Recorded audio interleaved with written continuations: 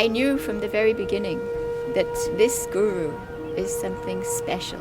Baba is a revolutionary par excellence. He brings change in every area of life. Baba to me is the oneness of everything. It's a very miraculous, very powerful person. He gives love so Indira much. Gandhi got it in her head that Baba would be her downfall. My guru is in jail because he opposes this whole system. He propounded one theory known as proud, and that was the cause for persecution. Baba did not come randomly to this planet. He came with a mission, and he came at a critical juncture in history.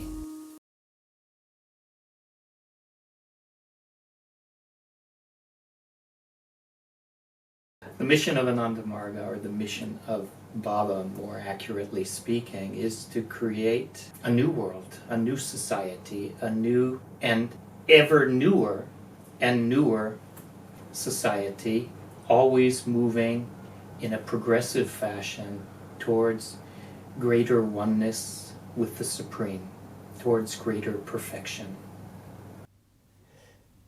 We saw in Baba not just words of love for every living being of the universe, certainly of the world, but we saw actions that reflected it, like his wildlife preserve and his rational plant program.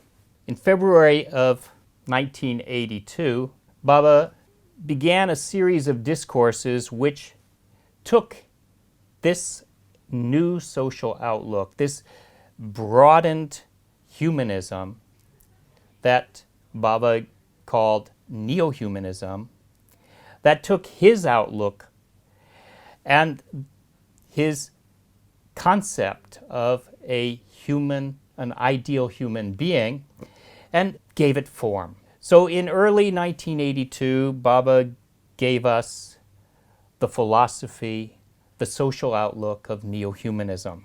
And for the first time, someone had the vision and courage to say unequivocally that all living beings, not just human beings, have equal existential value.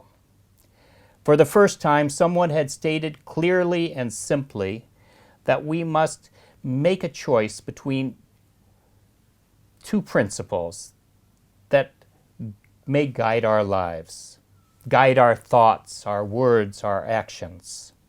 Either we can follow the principle of selfish pleasure, or we can follow the principle of social equality. Neo-humanism stands firmly on the principle of social equality. By giving the philosophy of neo-humanism, and which we are introducing in all our schools, we are laying the foundations of a universal mind. And I think that's what is going to transform this world, the philosophy of neo-humanism. In India, the people are very much involved in the caste system. So he wants to break this particular, the caste root of this cause of, the degradation in the human society. The dogmas, those who are being identified that they are the sacred hair, sacred thread. So he wanted to cut it off, so that this was a revolution in the country. And that's why he has to face challenges in the beginning. And later on the people started knowing it. Oh, these are real organizations which they preach humanity is one and invisible. So there should not be any those who are trying to divide it. They are the enemies of the societies. Yes. And that's why he encourages revolutionary marriage. One caste married to another caste, upper caste, lower caste. One religion married to another religion. That was the theory, it is our theory. We fight for this. One race married to another race. And yes. You get blending instead of inbreeding. Right. That's what the intention was.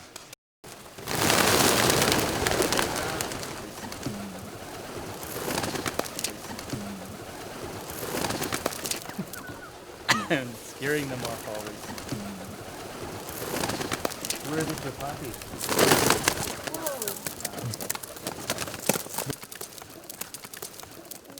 Neo-humanism is propounded by Lord Shri Anandamurti Ji P.R. Sarkar. We call him Baba. his only intention to propound new humanism is to take care of all living beings, animate, inanimate, living beings of this planet, beautiful earth. So, first, human beings, when they are affected in any realm, physical, psychic, or spiritual, he has propounded this yoga philosophy, spiritual science to get peace of mind. But care has been taken for the plants and animals too. So that's why he says that there is one department known as prevention of cruelty to animals and plants. Baba said, as a new humanist, that up till now the human sentiment was very alive, but Baba had the great love for plants and animals. Many times in our report he used to say, what new humanists are doing for the street dogs, what new humanists are doing for the stones which are broken and hills in the area of one another. So for plants, for animals, for stones, he was loving for the humanity. He wanted the ecological balance in the whole world. So in 1978, 79, 80, he was leading up to something as well. One of the programs Baba started was a natural wildlife preserve at Anandanagar. It reflected Baba's love for the non-human creatures. And Baba started what he called the rational program, which amounted to all of us from around the world bringing literally hundreds of thousands, possibly millions of plants from our countries to India. They all went into Baba's garden, where Baba would then tell their Latin name, their Greek name, their Sanskrit name, which animal was eating their ancestors millions of years ago, what diseases those plants can cure, and what benefits would come to another part of the world where those plants currently do not exist. One of the most important programs that was accomplished during this DMC was Baba's new plant distribution program. As a practical expression of his philosophy of neo-humanism, Baba has established a number of universal gardens where he is collecting all species of plants from all regions of the world. Daily, over 1,000 plants are received in Calcutta, and each one is carefully listed by Avadhutika Ananda Karuna and labeled to be planted in one of Baba's 8 gardens in India. In these gardens, there are now over 150,000 plants. In Baba's garden next to his house at Tiljala, Madhukorak, there are 60,000 plants. In this age of wanton environmental destruction, when many species of plants are disappearing, Baba's gardens are sanctuaries for rare plants, to save many species on the verge of extinction. But now Baba has started a new program, not only preserving species of plants in his own garden, but distributing them to different socio-economic zones all over the world. Once Baba was just grafting one rare Murai exotica plant from Australia. The plant was very small, and by some, due to some shaking, what happened, that the grafting was done not in the proper way. The whole roots were cut, entire roots were cut. The plant was left with only stalk. Baba became very sad that this plant has been given this much, so much trouble. After that, he used to take report of the plant every hour, every half an hour. How is the plant? And it was Baba's miracle that that plant survived. And today it has grown to a very healthy plant. It has grown a very healthy plant. Spirituality, so far as spirituality is concerned, or spiritual elevation is concerned, there is no difference between a monk or a family man, because it concerns only the mind. Between a woman and a man? A woman and a man, and a family man and a monk, there is no difference. A family man can also achieve moksha, a monk can also achieve moksha. Salvation. And there are numerous historical instances in which some of the family men got moksha. And so also the monks also got moksha. So there is absolutely no difference so far as the spiritual aspect is concerned. Baba himself was a family man.